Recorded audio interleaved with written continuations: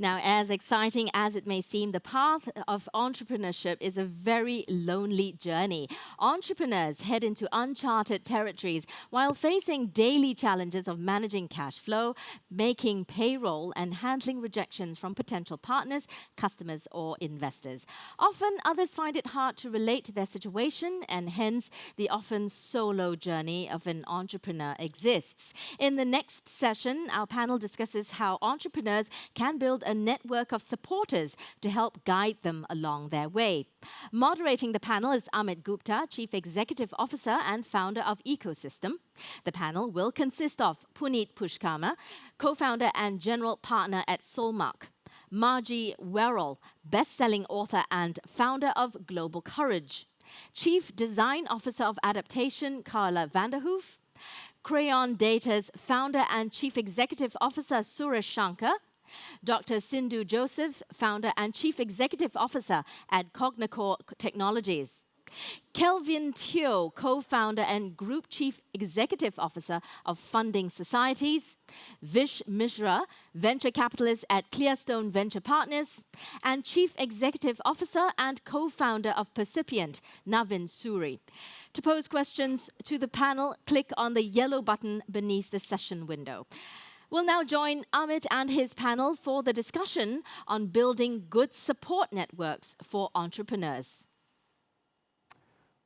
Well, thank you, and welcome everyone to this exciting session. I'm joined by some really interesting panelists. Very good morning, good afternoon, or good evening, wherever you are at the moment. What we face this year is not just an economic crisis. It is first and foremost a humanitarian crisis. And the world has really changed around us throughout this year. And it's shown us how vulnerable we are as human beings. But there is a silver lining around the dark cloud. And what that is the fact that when humanity is pushed to its limits, we adapt and we show our resilience best. So talking about resilience, I want to use, it's a very often used word, and I checked out the Oxford Dictionary based on advice from one of my panelists. And what it really means is spring back after being bent out of shape. I kind of feel like that every day when I go to bed and I wake up in the morning, I feel that's what my day's been like. We can all relate to it almost every day. It is one of the strongest traits of the founder's DNA. You take a long-term vision and you go far. But you're fulfilling each day as it comes, dealing with the biggest challenges and enjoying the smallest wins. So what does it actually take to stay the course? Today we have trailblazing founders, seasoned global investors, and the best-selling author on courage and leadership who are going to share their stories of courage, successes, failures, and the sacrifices, all while they're trying to lead their tribe through all of this disruption. So joining us today, we've got on the screen and in the studio, I've got Navin Suri, is the CEO and co-founder of Percipient, an enterprise data platform for the financial services sector. Navin is as ubiquitous in the fintech sector as data is in enterprises, or aspires to be. As data aspires to be ubiquitous. We've got Puneet Pushkarna, who is a former entrepreneur who has made several successful exits before turning investor. And he's now the co-founder of Solmark, a technology-focused global private equity fund. We'd love to hear from Puneet. He spent most of his career building companies in the Silicon Valley. After he's done his exits, as most wealthy people do, they move to Singapore. So Puneet now resides in Singapore. And then we've got Suresh Shankar, who is founder and CEO of Crayon Data, an AI and data platform that's revolutionizing the ability to offer personalized experiences to engage millions of customers. Now, I'm not entirely sure that Suresh should be on this panel, because Suresh has done one exit recently, about 10 years ago. He sold a company to IBM. IBM doesn't buy things for loose change, Suresh, so I don't know how tough your life is, but we know how hard you've worked to build this second venture. It takes a lot of courage to do it once. It takes I can't express enough what it takes to actually try a second time round. So Stupidity gene. yes, well, and Navin's got some points around that. And on the screen, joining us virtually from different parts of the US and Asia, we've got a wonderful set of panelists. We've got Carla Vanderhoof, who's the co-founder of Addapptation. It's a low-code platform that enables simple and easy app customization. And Carla is based in New Hampshire, and we're really pleased to have you join. I know it's quite late for you, Carla, but we'd love to hear your stories. We've got Dr. Sindhu Joseph, who's the co-founder and CEO of CogniCor. It's an AI-led wealth management platform. She's based in Silicon Valley, and it's fascinating that she actually has a PhD in AI, which she received many, many years ago. So I think she knows a thing or two about AI, and she has invented 6 US patents. We've got Vish Mishra joining us from the Silicon Valley as well. Vish is part of the venture capital firm Clearstone Partners. He's lived the Silicon Valley entrepreneur's dream, having co-founded 2 companies, having made successful exits to large companies such as Alcatel and Novell, before turning venture capitalist himself. So we'd love to hear your stories. We've got Kelvin, who's the co-founder and CEO of Funding Societies, the largest SME lending platform in Southeast Asia. Kelvin has just been through a rigorous process over the last 10 months, working through the digital bank licenses with his company and the couple of partners that had applied together. We'd love to hear how that journey went for him and how he dealt with all that uncertainty during that period. And of course, finally, we have Margie Warrell, who doesn't really need an introduction. If you've read some of her books, she's a best-selling author on courage in leadership. She grew up on a dairy farm in Australia, had an exceptional corporate career in companies such as BP and KPMG before turning her passion to coaching and leadership development. So a wonderful panel. I'm looking forward to the conversations. And I'm going to kick it off. Maybe I'll kick it off with the person on my immediate left. That's probably the easiest. So Navin, we talk about uncertainty. Means different things to different people. But isn't that a constant in an entrepreneur's life? The only difference being that we generally have visibility beyond a week when we plan. But the pandemic meant that it was really on a day-to-day basis. Let's just ease into it. If you can share your views on, what were the key highlights for you in terms of the positive and negative impacts in your business? Thanks, Amit. I also looked up the word resilience, and it said, how do you bounce back? And the world's talking about the pandemic. I think a startup entrepreneur's life has a pandemic forever. This is not new for any startup, any founder. But I always think through 2 sides of this startup journey. One is bordering on foolishness, and the other is bordering on courage. And I think resilience is about something in the middle. So I'll give you some examples from my personal life. I started this about 5 years ago. And, the family comes along with the founder in a way that they never can anticipate what it's going to do for them. So let me talk through what I went through. So the first step that you take is, for the company, start to eat out of your savings. And when your savings end, you start to get rid of some of your low-hanging fruit, more liquid assets. When that begins to end, you come down to starting to liquidate illiquid assets and find ways of going through that process.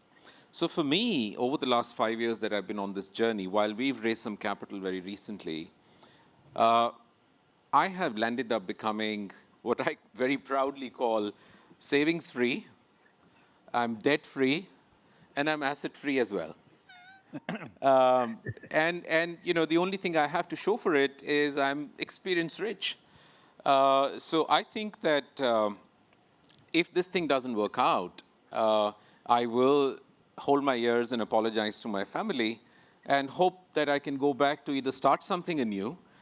That's something I'm pretty confident that I'll do a pretty good job a second time around, or go back to the corporate world and think that they may have value for somebody like me, and I don't know how that's going to pan out. So that's my little answer for it. No, I think that's very true for most of us. I think when we go into this journey, we all have our different reasons. I don't think most of us go in there thinking, oh, I'm going to come out of this with $1 billion in my bank account. At least I didn't have that. I had to condition myself to start thinking that way so I could put a good pitch to the investors and tell them that I could make them rich.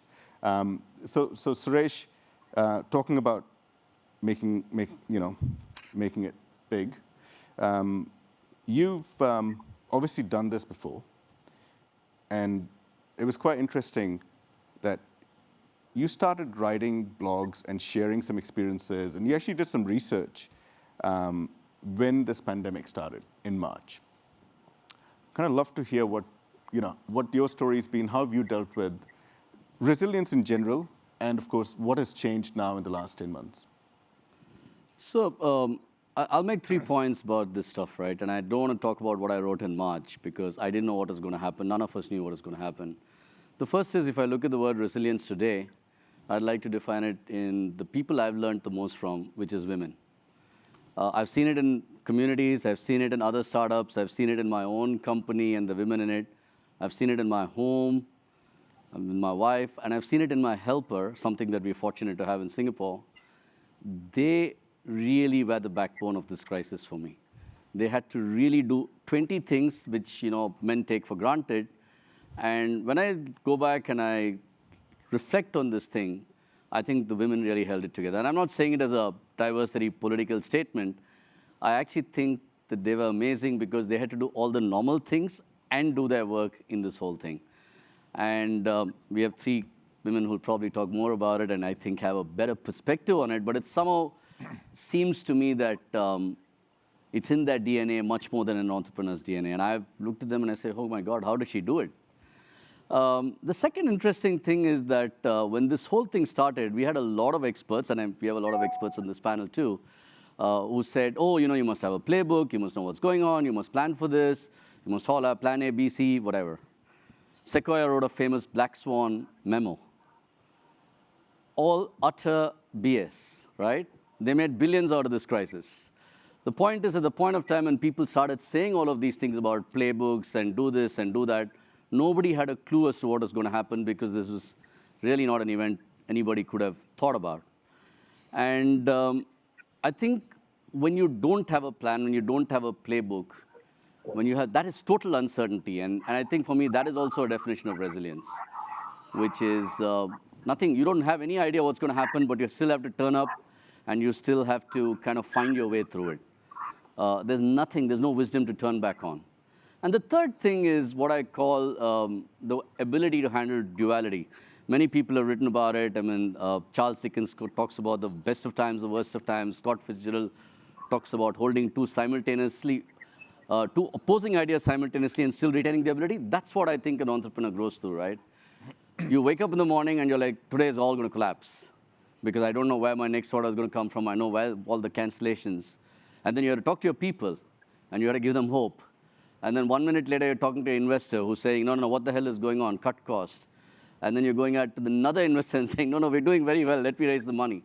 So that constant duality of emotion and the ability to handle that duality is telling. But I think you have true resilience when you can manage those two emotions and still just retain the ability to function. So that's been my 3 learnings, at least in this 6-month journey. It's fascinating. You talk about women and the ability to do it. And again, one thing we do know is that Suresh never says anything to be politically correct. So I completely agree with you, that statement. And I know how passionate you are in that belief. It's, for myself as well, I moved here from New Zealand about 12 years ago. And when I was in New Zealand and the business I was in, the Prime Minister was a woman. My top 5 customers, the CEOs were women. So I've actually never seen it any other way. And my mom was a anesthesiologist with a PhD who spent a lot of time working, but we never felt that we lacked anything from her in terms of the attention. So I don't know how it's done. I'm going to actually, with that, I'm going to take that question to Sindhu, because you've moved from Europe to the US a couple of years ago. After setting up your company, you moved to Silicon Valley. So it's a new environment for you. And let's face it, you're a minority female-led business. Love to get your thoughts on what's resilience meant to you and how you've dealt with it. That's a great question. To start with, I grew up in India, spent substantial amount of time, my adult life in Europe, and recently moved to the US.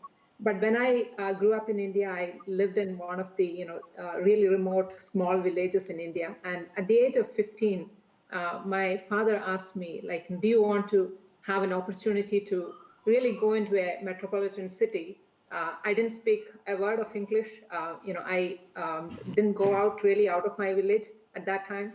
Or do you want to, kind of follow the normal life of you knew what the outcome was. I was excited about that possibility of going into that uncertain life. And there, I think, started my, kind of relationship or love life with uncertainty. So I jumped into that without knowing what the outcome would be, whether I would have anybody to rely on, things like that. I didn't have even a connection with my parents to, make a phone call or anything. So that was what my first decision. And from there, I think, every major decision in my life, I made sure that it was something exciting, something unknown. The outcome was unknown. And that was one of the reasons I actually, after my PhD in artificial intelligence from one of the top universities in Barcelona, I decided to kind of go into building this company. So I had no idea how to do this, no experience, no entrepreneurial experience. I went into it really, really, blindfolded. And I would say, maybe looking back, that was kind of a very naive decision, but did learn a huge amount of things on the way. And as today, when I look back, all I have is, I'm experience rich, so that's all, I can say to it. But a few things about, resilience. I think as founders, as Amit, you mentioned very early, it is in our DNA. And when COVID struck, we didn't feel it in any other way as this is a great crisis, but we knew kind of, how to provide a positive face to the employees, and at the same time, manage all the negative emotions that, the roller coaster emotions that we would go through as we were talking to new investors. We were also trying to raise a Series A investment at that time. So it was really an emotional journey for us. But we were, I was able to manage because of some of the mentor network that we had. And I was able to really rely on them to kind of, have that emotional support. And maybe if I can pose a question to one of the investors on the panel, perhaps, we talk about sport, and obviously no entrepreneur went into 2020 thinking this is how things were going to turn out to be. What was the approach you would have taken as investors in helping build a level of or fortifying your investee companies and the founders, of course, because it all sort of pivots around their mental sanity? So Amit, I think, since the topic is about resilience, first and foremost, I think resilience, the ability to bounce back, but not to continue to oscillate. I think that was one of the biggest things, because this uncertainty was plaguing everything. The issue was that you wanted to get to a point of equilibrium. You did not want to be oscillating back and forth. So one of the things that we did for all our portfolio companies, to all our entrepreneurs, is to give them the assurance to say, take a point of view, given on what information that you have today, and then be confident and have the conviction of belief to execute to that. Because if you have a moving target constantly and you're second guessing yourself, then you will get to a very suboptimal situation. So being able to center them and get them to a point of equilibrium, quickly, and give them the confidence that we're behind them, and equip them, with data points, with other points of view from other ecosystems that we as investors straddle. I think that was the biggest thing that we could have provided, and that's what we did. At least personally, I see that's what I did in my portfolio companies, and that's what a lot of my friends, did that as well. We know, people have talked about uncertainty. We know that when an entrepreneur comes and presents a business case to us and he says, this is her or his 5-year plan, we know there's no way in hell that they know what a 20-quarter outlook would be. They just can't predict it. The regulatory environment, the technology, the technological landscape, the behavior and landscape, they all will change.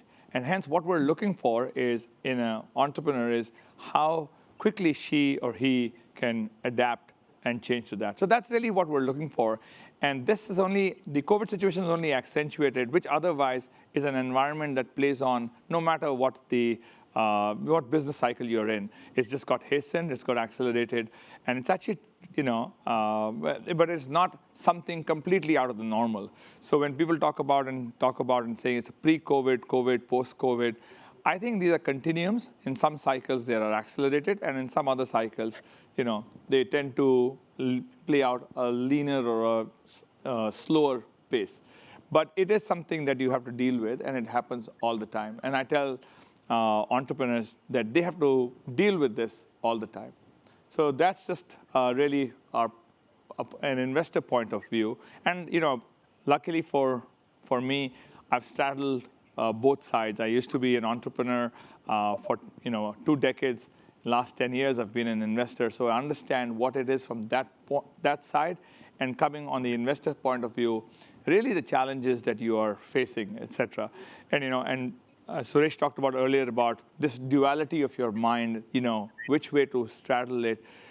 I think the biggest help that I, as an investor, can lend to my portfolio companies or to the CEOs of those businesses is to provide that lens and say, is this better or this better? I mean, I always say, since I wear glasses, 3 of us wear glasses here on this panel, and I see Vish and some of the other folks there wearing glasses. I always use the ophthalmological analogy that we don't know really as we embark what's right or wrong. And you go to the optometrist and say, is this better, is this better, is this better? And he or she goes through that till you say, voila, now I see perfectly. That's really what the job of the investor is, where we help them actually crystallize and say, this is what it is, come to a decision quickly, then start to execute it till the paradigm changes. That was a wonderful analogy. I don't know if anyone on the screen wants to add to that. Maybe Vish can have a point of view. Vish is a very experienced investor. I know. Yeah, sure. Can you hear me, first of all? Yes. Well, hello to everybody. Unfortunately, somehow, I think I got a tech problem here, but, but I'm glad I could see all of you and hear everybody. And, I'm so delighted, Amit, that you invited me to be in this panel. So, I think we have to let's talk about, entrepreneurs and entrepreneurship. See, one of the fundamental things I tell a lot of entrepreneurs that I have worked with, and they've been like thousands over the time. See, what happens that, just because the times are good, people all of a sudden, they don't become smart. And just because the times are bad, people just don't become dumb. So the reality is that a genuine entrepreneur, a true entrepreneur, has a vision, has a dream, has an ambition. Sure, the climate changes, the weather changes. So, your native, intuition, your native abilities, your native skills, they just don't go away, whether times are good or bad. And that's why I tell people, I said, remember, go back to your core competency. Remember what your native talents are. So the first of all is that, your own, frame of mind. because you have to have a healthy frame of mind and healthy frame of body. And if you have that, you can deal with all the externalities, external factors that come in the way. You recall during .com boom over here, okay? I mean, globally, okay? I mean, sure. I mean, as if, everybody, because, hardly you get a PowerPoint slide and, BC giving $20 million on your ideas, okay? Stuff like that. So I think there was a lot of exuberance over there. And I think a lot of people were they just kind of got crazy. And then the whole thing, kind of changed. 120 billion got invested in the 2000 timeframe in the US. 120 billion venture money went to the entrepreneurs, and then then when that thing came crashing down, the numbers kind of changed down. We got back to 30 and 40 and all that kind of stuff. Now we are in this time right now. If you take a look at the venture capital already. We surpassed last year's total investment by the end of November, even though there was a pandemic. But the investment, the dollars that moved into enterprising companies, has been larger than all of 2019, for example. So what happened when this pandemic hit? And since it is, we're talking about uncertainty in this pandemic time, or the other issue that we had was in 2008 timeframe. That recession, the Great Recession, was caused by something else. Okay, we had fundamental issues in the financial system. This recession that we're in right now, because of the pandemic all over, the financial system is pretty robust. So because the pandemic hit and nobody knows, so people started panicking. Well, you can't go to, you have to, you can't go to, the crowd. You can't, all the stuff. So the travel business, transportation business, the restaurant business, all the hospitality business, they just basically came crashing down. But if you take a look at the entrepreneurs, if you're an entrepreneur catering to that industry, you got a problem. So here's what we did, in a practical matter from the investor side. So we got hold of our entrepreneurs and we talked to all the people, and we said, listen, if you had cash in the bank, okay, so the fundamental thing is whether you have little cash or small cash, you have to get into the mode that I have to preserve cash because we don't know. Because what happened, the customers stopped buying. Customers said, we don't know what's happening. So whether it's a hospital system or financial services company, other tech companies, people say, well, we just kind of do a wait and see attitude because, just because they postponed the purchase by a quarter or 2 quarters, it didn't make any difference to them, right? So we said, listen, assume that your customers are going to delay purchases, and that assumption came true. Customers did delay because we had companies over there. Oh yeah, no, this order is coming. Okay, we are looking at $1 million order. This is going to come. Well, 3 weeks later, 4 weeks, sorry, they postponed the order by 6 months. Okay, so because of the knowledge that we had, so we guided the people. I said, while you remain optimistic, but believe me, you don't know how the customer thinks because customers are going to delay purchases. So conserve cash. So that was the basic mantra we tell everybody. Be prudent about what you have to do. If you are, if you got one business going on and you look at a new product, postpone the development of new product. Don't need to burn your cash into new product. Okay, just try to service the current customers. So we gave them a lot of practical advice. Now the entrepreneurs that were new, they were just trying to raise the first round. Okay, that became hard because even the VC says, well, because now you can't travel, you can't see anybody, you don't know this entrepreneur. So I said their chances of getting new funding was hard. But the people who are already in business, so they got money, because if the business are really doing good, so the VC said let's double down, let's put more capital into that. The company were in the so-so stage, so they kind of took a pause. But lucky for the U.S. situation, because Congress passed on March 27, 28, this bill, it's called payroll protection plan, and a lot of entrepreneurs they qualified. So I know the company that I've been involved with, they got anywhere from $100,000 to like $5 million of PPP because it was only meant to support your workforce. And and that was a great. So a lot of companies they benefit from that a lot. But the fact that they got the money, they paid the people, but they were very prudent. They got rid of some of the expenses. They were what you call hygiene. Okay, in business you always got to focus on what is core versus what is hygiene. So the core they preserve, but hygiene they postponed, they delayed, or they canceled. Okay, so I think those of you who are entrepreneurs and that since you've gone through all that situation, because you are trying to build the future. No one knows the future. If I knew the future, you knew the future, if I exactly knew what will happen 5 years down the road, won't I just take a vacation and just show up, magically 5 years later? Because, but that doesn't happen. So you all have to take a look at it, because customers, the market will change, the customers will change, competition will change. And that's why a good, entrepreneur, astute entrepreneur, is aware of the environment that he or she is operating in, okay? And I think if you just keep that focus, and the other thing is that, your workforce, because team gets more demotivated, they're discouraged, and especially in the pandemic, okay, because for 9 months now, okay, we can't see face-to-face.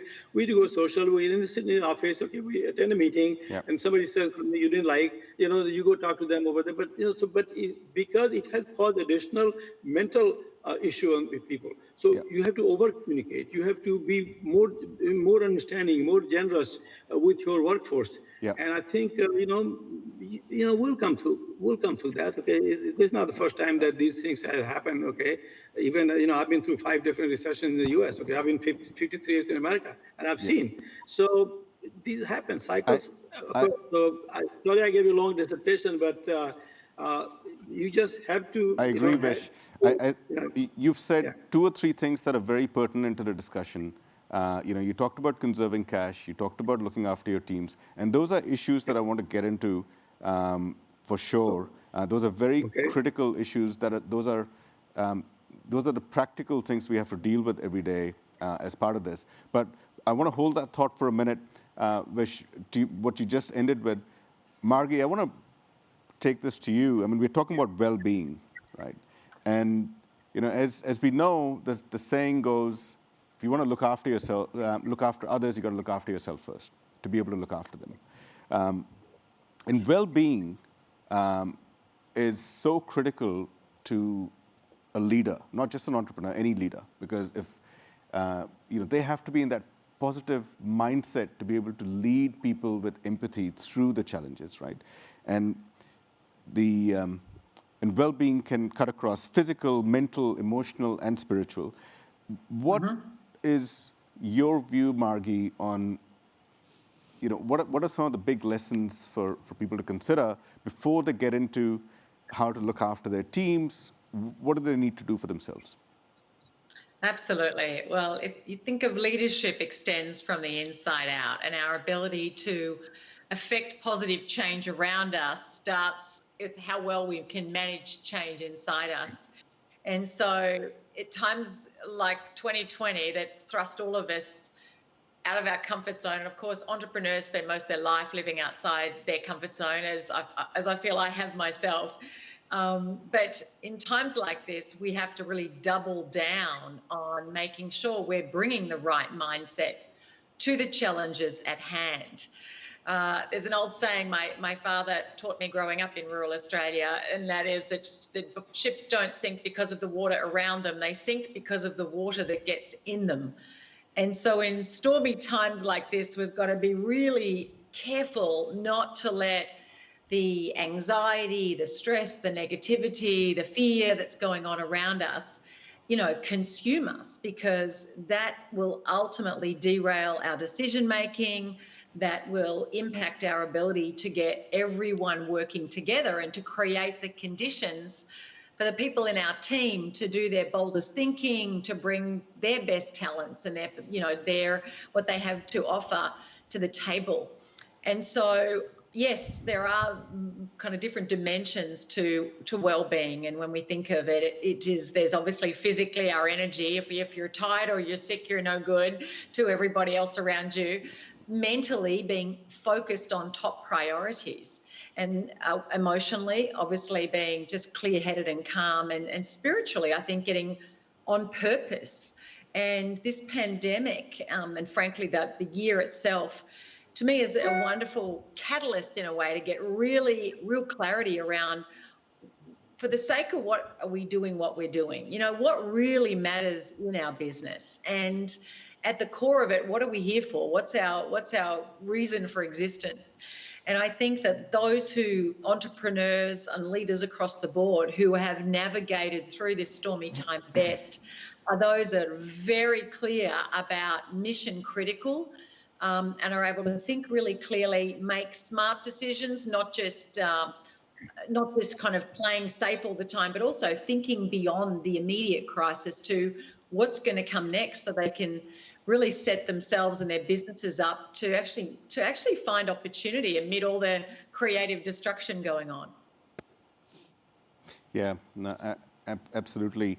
And from a well-being standpoint, Kelvin, I read somewhere that you've been focused on getting your six-packs back and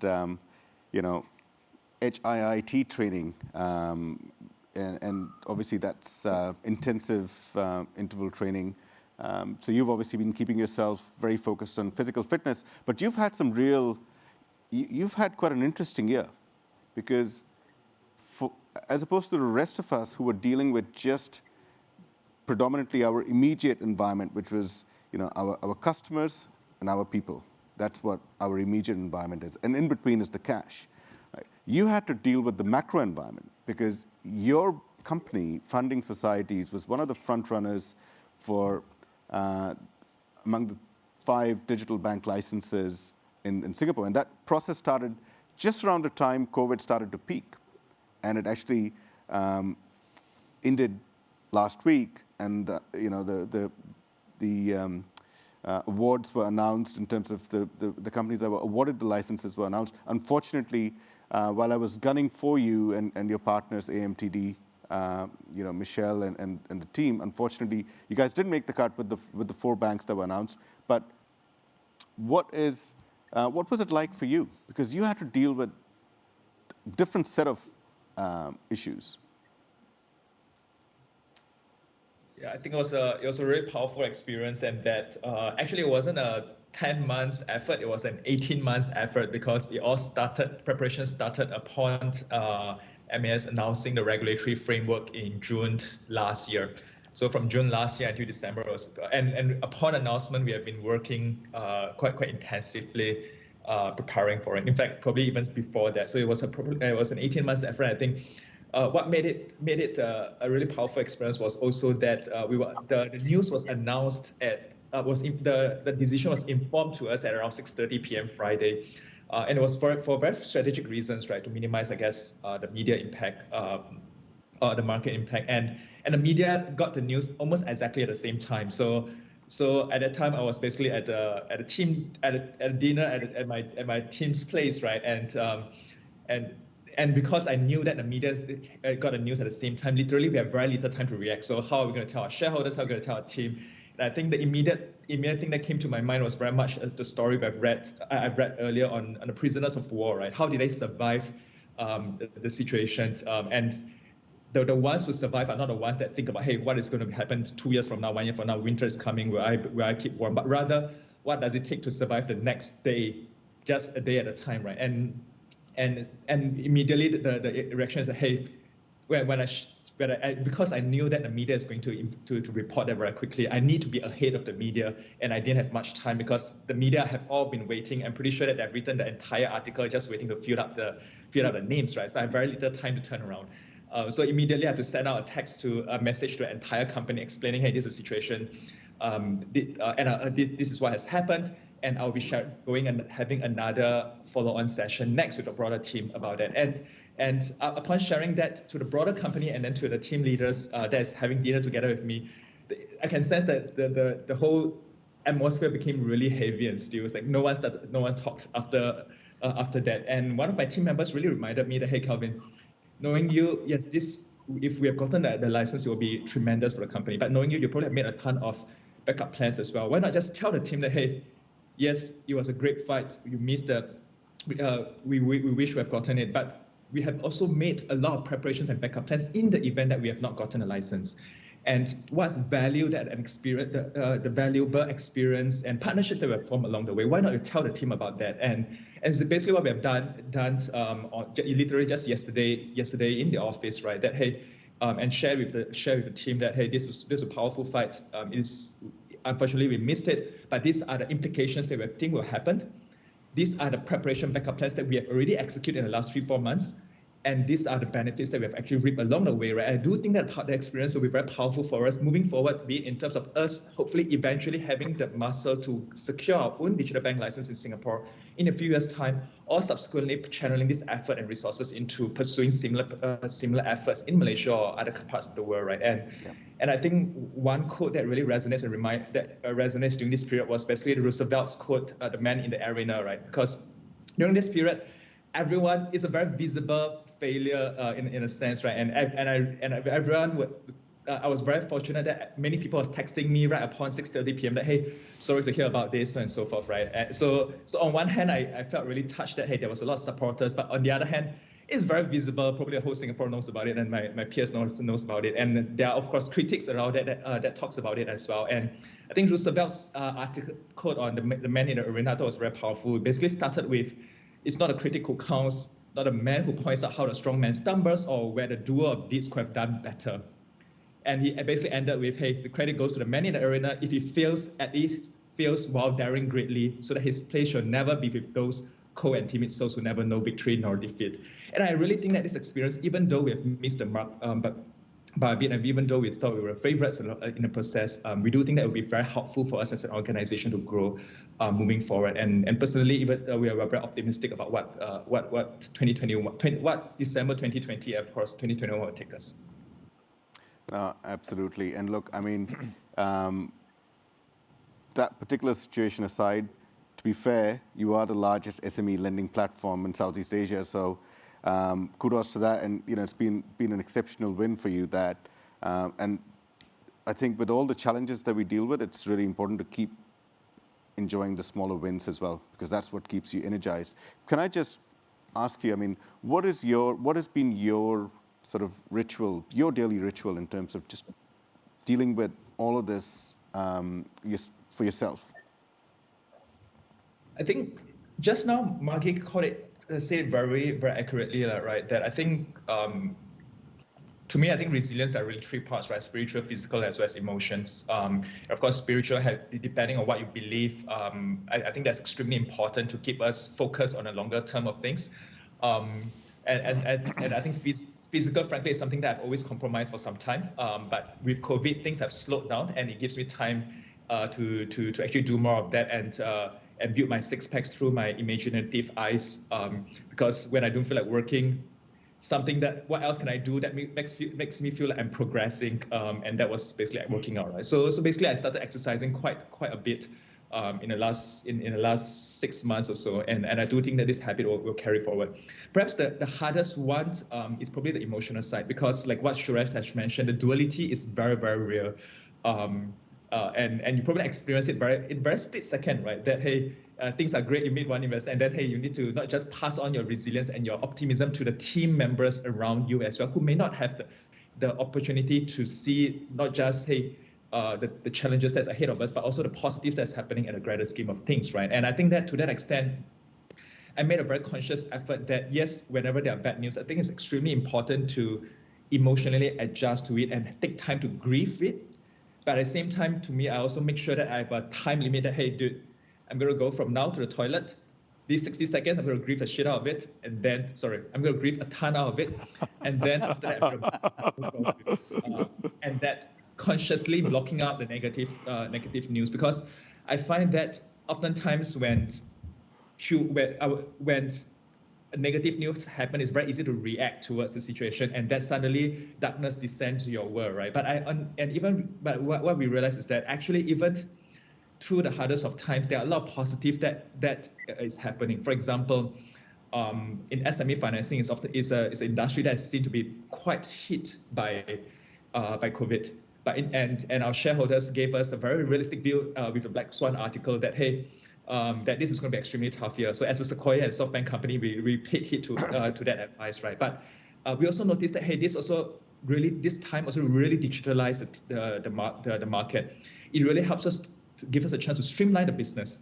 It really helps us to crystallize the culture, the core values of the team and of the people and really unite the people who really wants to be here, who really believes in the vision, rather than necessarily that hey, I'm here for a good ride because it's cool and whatnot, right? And interestingly, through this period, our financial performance, while it was really tough in quarter 2, quarter 3, the financial performance really picked up from between quarter 3 to quarter 4 onwards, and we have hit one of our strongest financial performance in our history of the company. And even we'll be announcing pretty good news next week.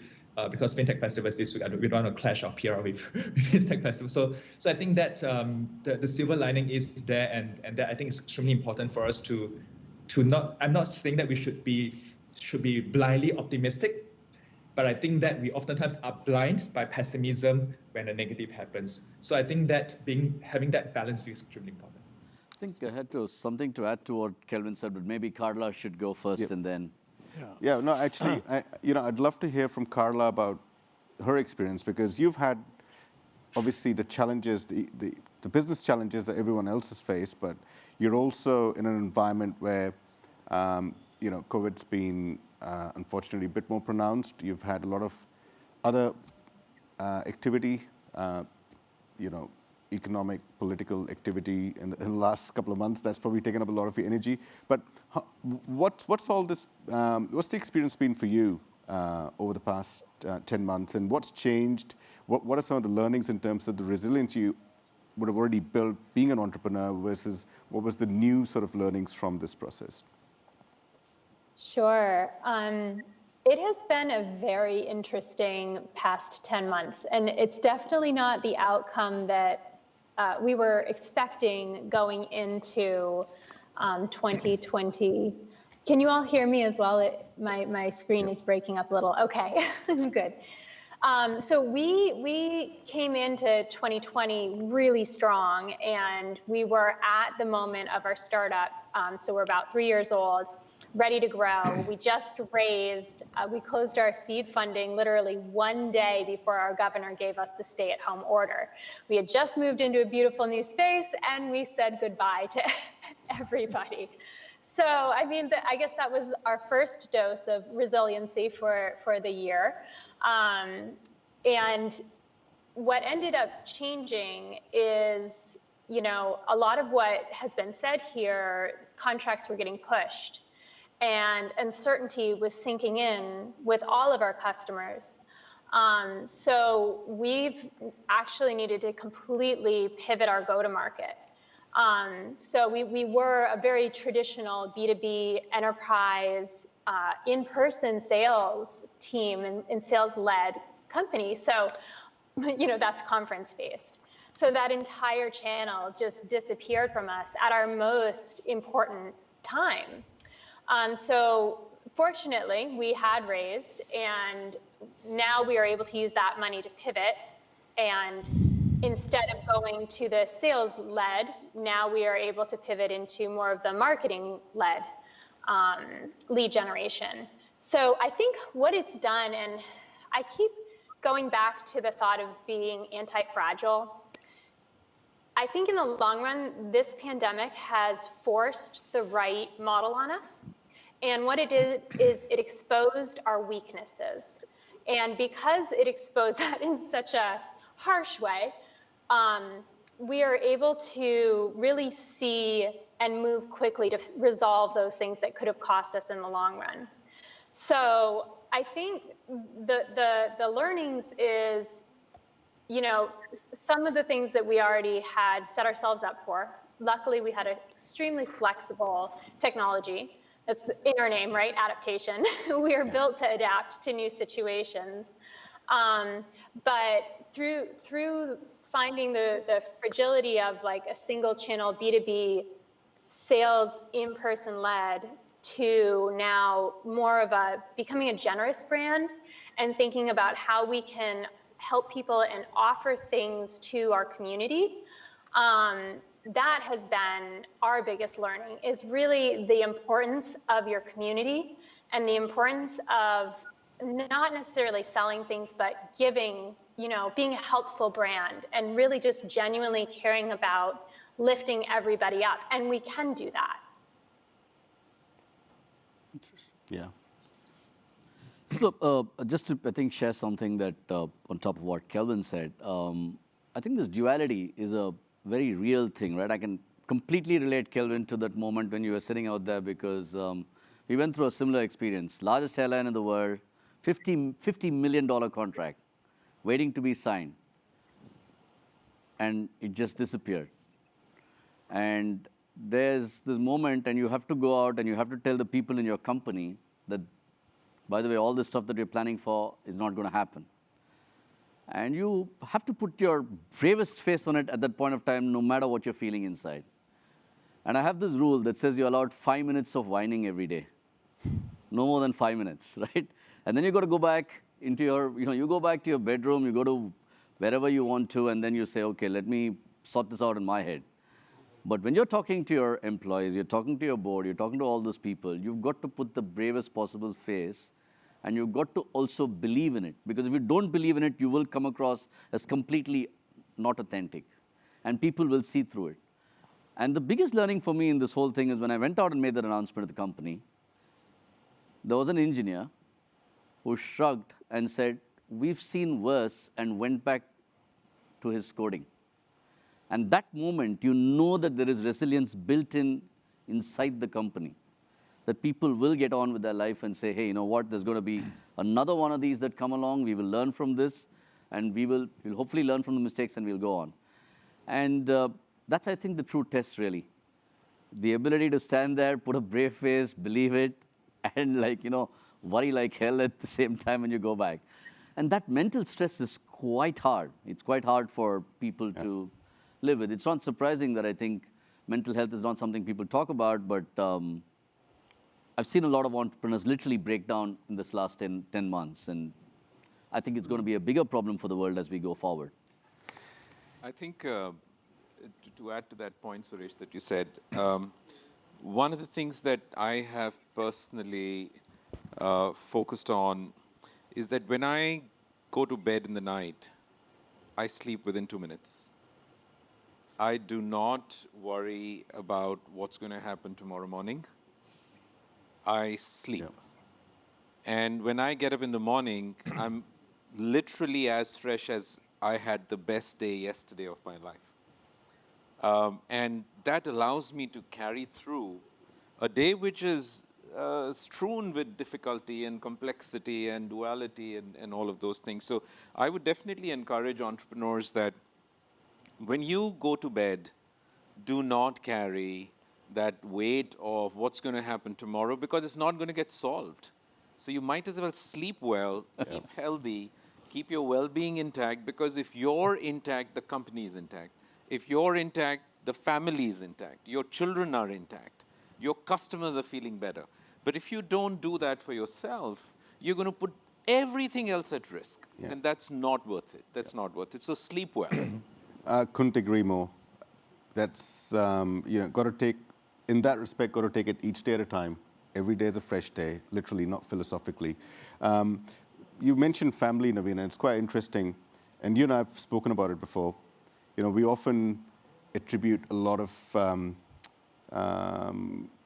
credit to everyone else who's involved in setting up the business, the entrepreneur, the teams, the founding team, the leadership team, every employee in the business, the investors.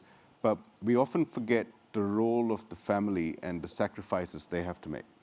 People around you that you don't, so you go back home and you're not taking your work and discussing it with them.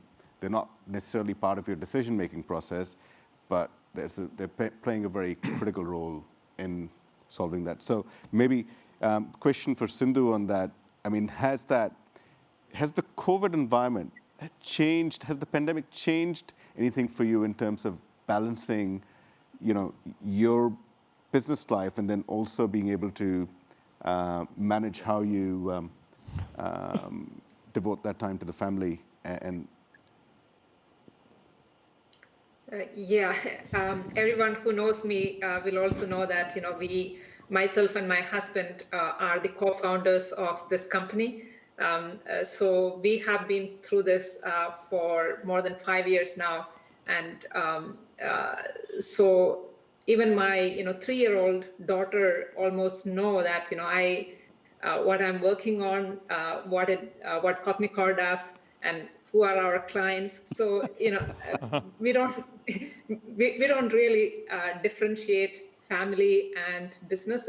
I don't consciously do it, but they seem to be like, all in like, being active supporters. So I would say without the family, I wouldn't have been, able to manage this. And especially my husband, Rosh, who is like, who has taken the role of like, when I had to really, be with customers, support the employees in all their like, the technology roadmap and so on. Like, Rosh has taken the role of looking after the family a bit in terms of like, preserving a stability, like, the stability that is needed for everyone to manage their duties. And it was really funny because, we have kids attending Zoom schools and we having, a couple of meetings at the same time, and little one really like,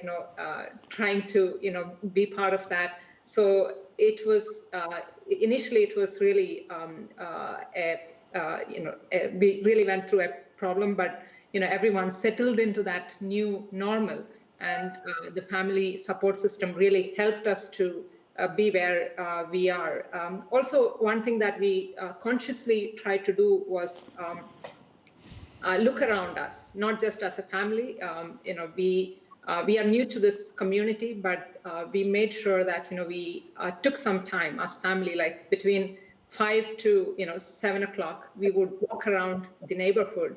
And I'm happy to say that during this 10 months, I made more friends that my entire life in US I have made. So we knew all our neighbors. In fact, we are actually doing we have a fruit tree in our house, and it produced some 500 fruits, and we are distributing that through a neighborhood app. So we came to know about so many people. So this kind of activity really helped me, because the goodwill that generated through this was so enormous that I could kind of disconnect during that short period of time, and that really balanced my life a bit. So we kept doing more and more such activities just to make sure that we our business life is balanced by this kind of activities. If you may permit me, please. Actually, we talked about biological or social families, but I also want to say that really, as an investor, from our investor point of view, we understand that the entrepreneur is going through a massive amount of challenges, and therefore, what we want to see ourselves as is really part of a corporate family. And not everybody, most businesses, Sindhu, you and your husband are the co-founders. Typically, it tends to be alone. So there's very little that the founder or CEO can really go out and talk to. And sometimes there's very challenges that are actually like, many of you experience. You actually have to be the buffer. All the pressure that are coming from the outside, you actually have to absorb that and not transmit it down into the organization. You're the chief cheerleader of the organization as well. And therefore, the investor can play that role. And we try and do that, is where we actually say, in a non-judgmental point of view, come talk to us, and we will actually work together with you. Because we cannot be successful in spite of the entrepreneur. We can only be successful because of the entrepreneur. There is complete congruency of goals. We, as an investor, have put our money where our mouth is. We have put our belief system behind you, and we want to see you successful. There's a single point of allegiance and loyalty that we have, is that we want to see our portfolio company succeed. And if you're the leader of that portfolio company, we want you to be successful. So really, the one thing I say to my fellow investors, and definitely to our founders, is come talk to us. When Kelvin was talking about prisoners of war, and I was thinking, yeah, somebody actually mentioned to me that their toxic relationship with his investor is actually, say, prisoner of war. I have to do just what my investor has to do. It's completely subservient, their entire thought process to the investor. And I think that's a very terrible place to be in, because you actually invested because you felt that the entrepreneur was the one that had the idea, and you could provide capital and connectivity, et cetera, to make that person successful. But if you actually usurp that from her completely, then that's a terrible place to be. So really, from a family support perspective, the investor is actually really part of the corporate family. And I urge entrepreneurs to say, come to the investors, and I talk to the investors, and say we always reach out, and that's what we should be doing. It's interesting. How many of the panelists have a dog? Yes. Does a fast Okay. dog count? My dog is my single best friend. My dog does not care whether the client canceled the contract, whether the investor yelled at me. The dog is just happy to see me. And it is my stress buster beyond belief. And so it's not just human families like your investor, it's also just the animal families that we live in. My dog is my best stress buster in my life. No, but this whole point around the support structure is so important. Whether you, I can share from my experience, and I'm so grateful for so many people who've been part of that support structure, because there are a lot of things you can't discuss. There are a lot of things you don't want to discuss, and you can't discuss with your team, and you don't want to discuss at home sometimes, because you want to shield them from some of this, right? You don't want to take your stress and spread that around. You've got to contain that. And when I became an entrepreneur, every one of us generally start the journey without the investor's money. So before the investor money comes in, and even after that, I've always sort of maintained that is, you got to make ramen work for myself, not for my family. For my family, they still need to be able to serve the sushi on the table, right?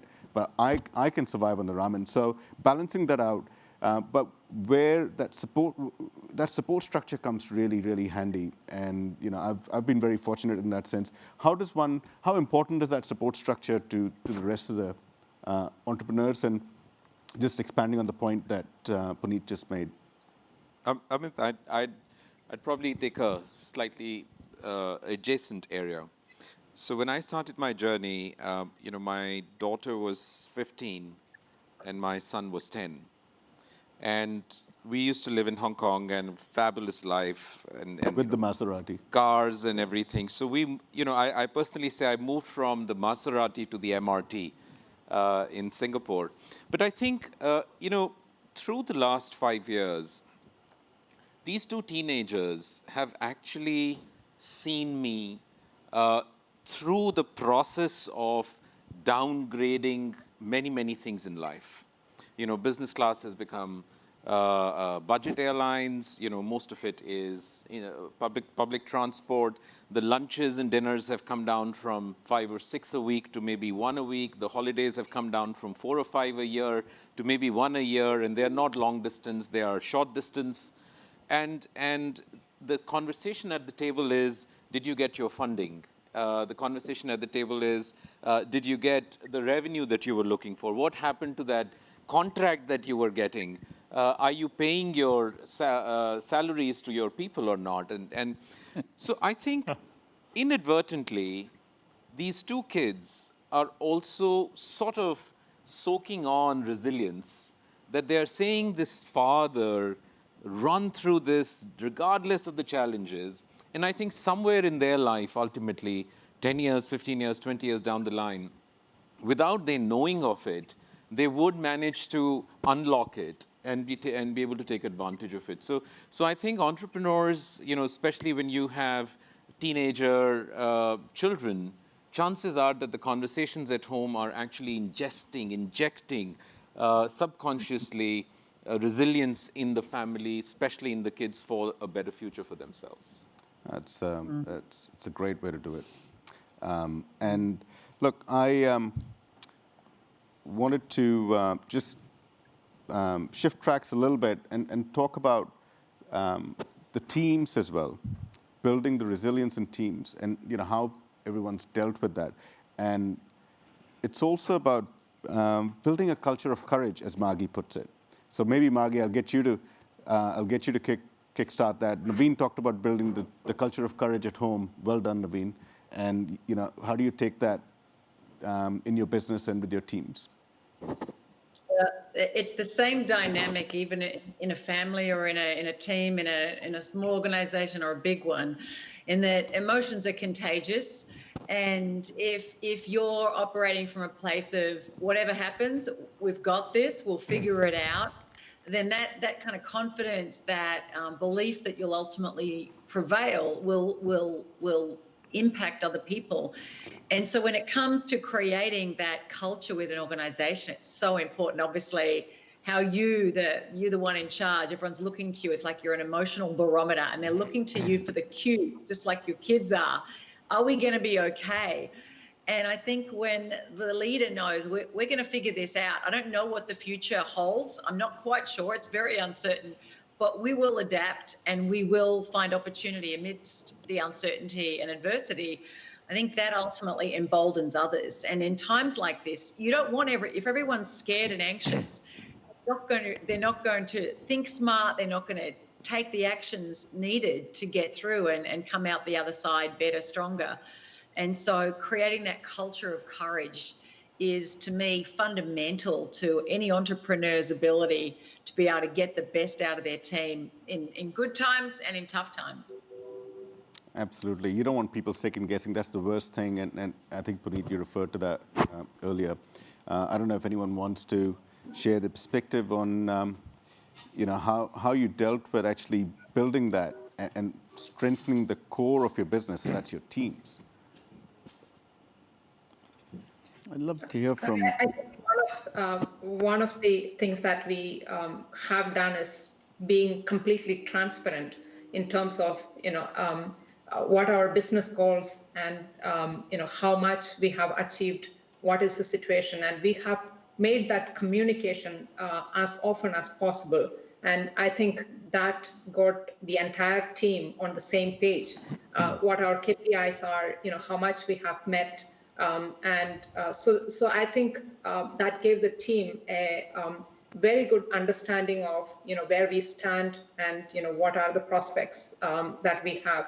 And they, to a lot of extent, they even surprised us in terms of how much resilience they have and how much faith they have in the company.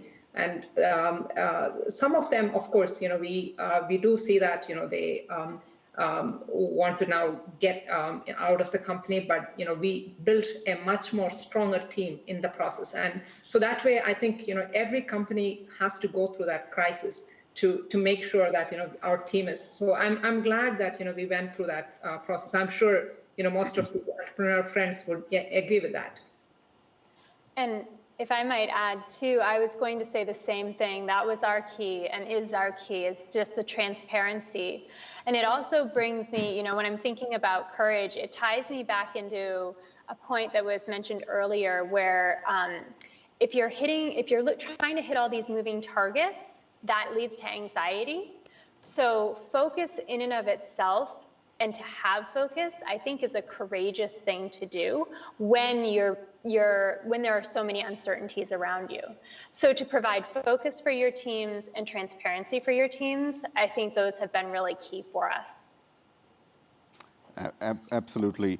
And now, look, we've got a few minutes left. There's one subject that we absolutely have to touch, and that is how many of you here and on the screens, entrepreneurs, have managed to raise capital of any form, big, large, during this 10-month period? Okay. What did it take to get there? Let Kelvin, Carla can go first. No, sorry, I had the light flashing. I can't see the screen. Sorry. Sure. Okay. I wanted to say ladies first and Carla. Oh, yeah, I was going to say, I don't know if you can count it, but like I said, we closed right as our pandemic was starting. So we were very fortunate to not have to dive into it when things were really starting to get challenging. No, fantastic, and congratulations.